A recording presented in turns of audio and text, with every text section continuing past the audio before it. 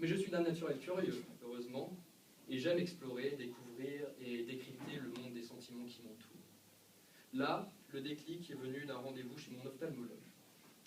Après avoir parfaitement répondu à l'examen, qui consistait à lire le tarif de ses honoraires, qui d'ailleurs est de nature à faire perdre la vue, nous avons fait le temps de philosopher.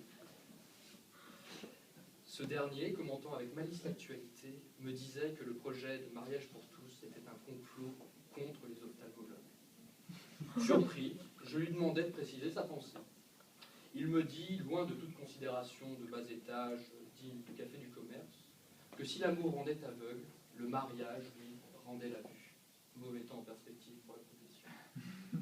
En sortant du cabinet, je n'oubliais pas de réserver ma prochaine consultation et me promettais d'étudier le sujet avec un vrai sérieux, car il m'est parfaitement inconnu. Je quittais donc ma robe de juriste afin d'enfiler une tenue certes moins saillante et moins magistrale, mais au fond bien plus pratique, celle d'anthropologue. Je me rêvais à devenir un Claude Lévi-Strauss moderne. L'homme serait mon objet d'étude, cette ville serait mon terrain d'exploration, et comme triste tropique pour mon illustre modèle, les liaisons austères seraient mon œuvre. En bon juriste déguisé, mon étude se ferait en deux parties, plus d'ailleurs par fainéantise que par réelle conviction méthodologique. Je verrais donc d'abord si l'amour rend vraiment aveugle, et si, dans ce cas-là, alors le mariage rend la vue. Alors l'amour rend-il vraiment aveugle? Je tiens à préciser aux membres du jury que cette partie de mon étude a été la plus difficile par le dégoût qu'elle m'a provoqué. Car assurément l'amour rend aveugle, mais dans la pire des manières. Nous avons tous en tête cette connaissance plus ou moins assumée qui, au printemps dernier, a été frappée par cette maladie contagieuse, la maladie d'amour qui court dans le cœur des étudiants du premier jusqu'au dernier rang. Cette connaissance tombe sacrifiée sur l'autel de Vénus sous le croche-pied ridicule de l'amour imbécile. L'être, d'habitude d'un comportement social sinon normal mais au moins tolérable, devient alors une espèce de larve dont l'amour baveux trace dans son sillage un chemin dégoulinant de bons sentiments. Mais ce n'est là que la première couche superficielle de l'état de notre malade. Je me suis rendu compte de manière tout à fait imprudente quand j'ai invité un ami qui était en couple à passer quelques jours dans ma résidence secondaire, car je reste quand même un juriste. Loin de sa bien-aimée, il m'a offert un merveilleux face-à-face avec son iPhone dont je ne me suis toujours pas remis. Les amis qui sont amoureux sont toujours comme ça. Cependant, au cours d'une soirée un peu arrosée, alors qu'il était vraiment mal en point, il a lâché cette phrase qui allait à elle seule résumer tout le dégoût qui est venu dans mon étude. Elle m'aime. C'est là la plus grave nécessité engendrée par l'amour.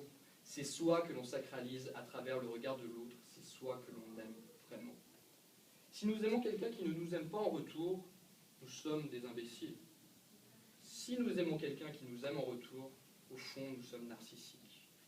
Le comble de l'amour partagé ne consiste-t-il pas dans la fureur de s'embellir l'un l'autre et finalement d'exciter son infini personnel? L'image que l'on a de soi est nettoyée, polie, embellie à travers le prisme de l'autre. Cela revient à mettre sciemment des œillères et à se laisser guider par l'être aimé. Ce n'est plus de la confiance, c'est de la cécité. Cette pathologie, bien sûr, est ignorée par les pouvoirs publics. Elle n'a nul téléthon. Elle n'a aucun atelier de sensibilisation dans les écoles et elle n'a pas plus de groupes de soutien entre les malades. Elle n'a pas non plus de journée internationale comme toutes les autres causes, car il y a la journée des droits de l'homme le 10 décembre, il y a la journée internationale des droits de la femme le 8 mars.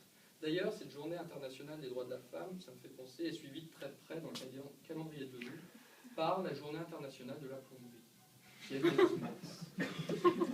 A contrario, la journée internationale de l'homme masculin a lieu le 19 novembre et elle est suivie de très près par la journée de sensibilisation sur les dangers liés au cancer de la prostate, selon une chronologie impeccable.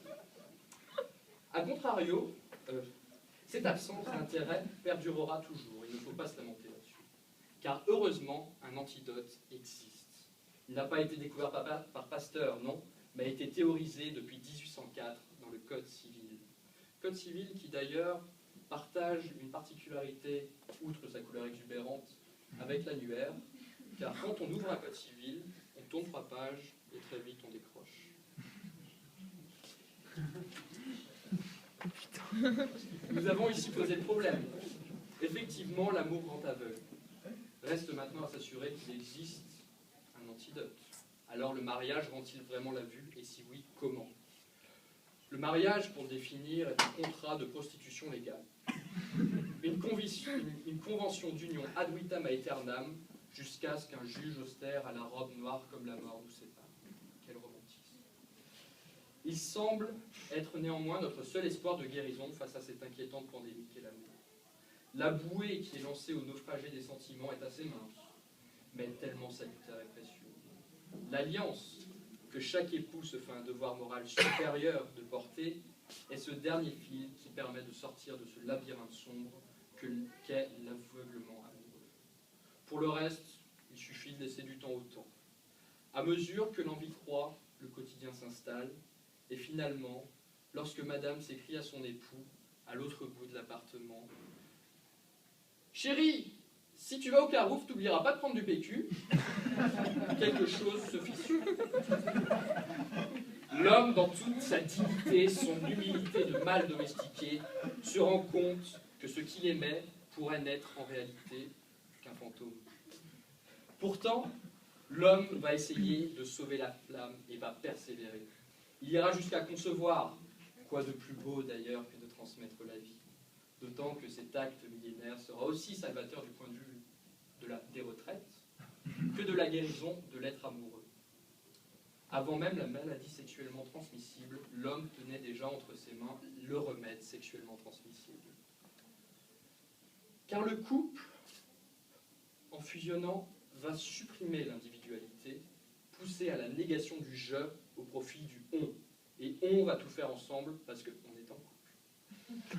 Alors, lorsque madame accouchera enfin, avec toutes les réjouissances que l'on connaît d'ailleurs, monsieur sera fidèle au poste.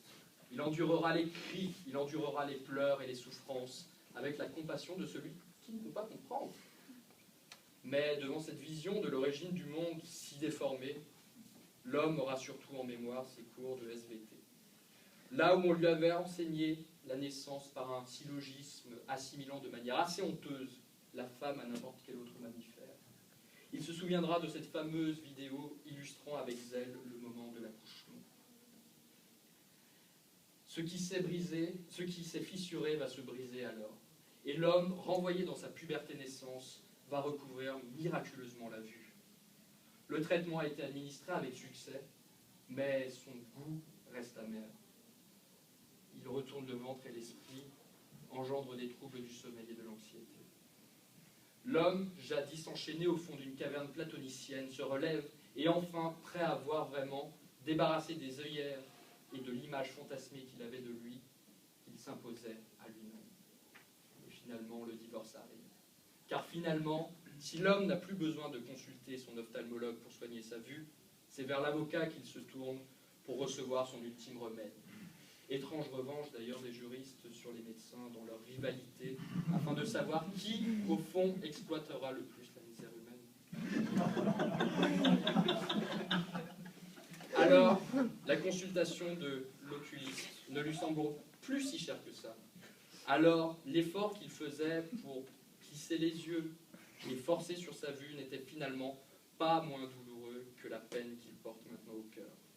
Car si le mariage lui a rendu la vue, l'homme est triste. S'il a retrouvé sa liberté et son jugement, s'il a retrouvé sa vue, cela lui permet surtout de constater